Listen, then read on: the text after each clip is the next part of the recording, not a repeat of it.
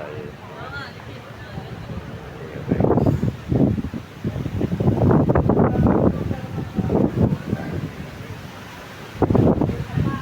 Ito pa.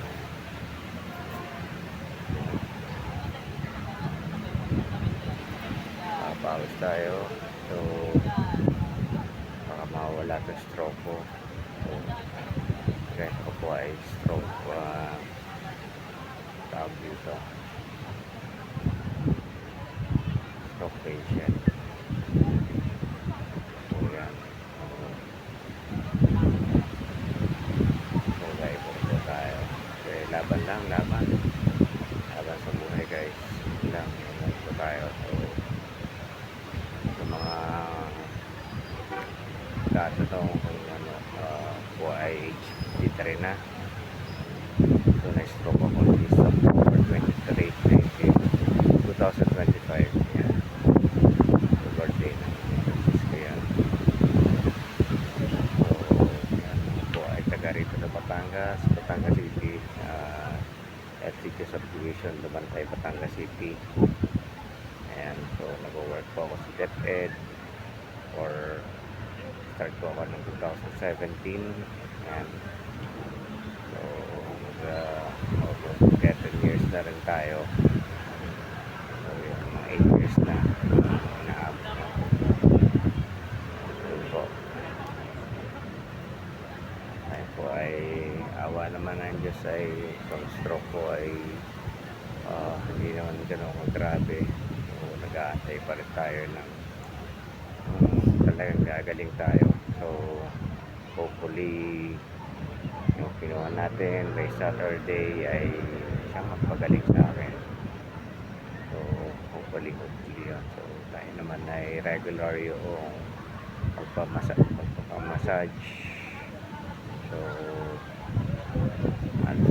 halos linggo-linggo yung ginagawa natin. Linggo-linggo yung pamassage natin. So alam ko naman nakakatulong talaga sa akin yun, kasi nabubuhay yung mga nerves ko, yung mga ugat. Kasi isang linggo yun nakaupo ka lang sa office, although medyo minsan naglalakad din tayo, guys. Ayun, so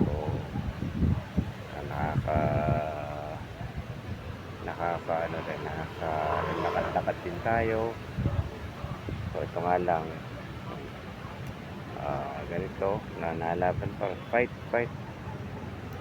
tayo, guys. So may buhay, nalaban tayo, hindi tayo nasuko.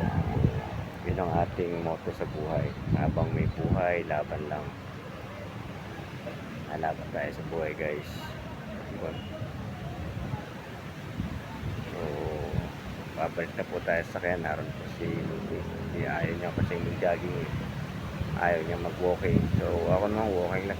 Kanay kong mag-jogging, nahihirapan pa ako. So siguro sa banda-banda roon, pagka medyo fully recovered na ako, so try natin mag-jogging. Then guys, so daming tao dito sa oval. So at least ngayon nakapag-walking uli ako. Siguro ilang buwan din siguro bago nakapag-walking ulit. Napakatagal ng panahon na tayo hindi nakapag-walking. So ilang linggo siguro yun. At least ngayon nabigyan natin ng time. So yun, guys.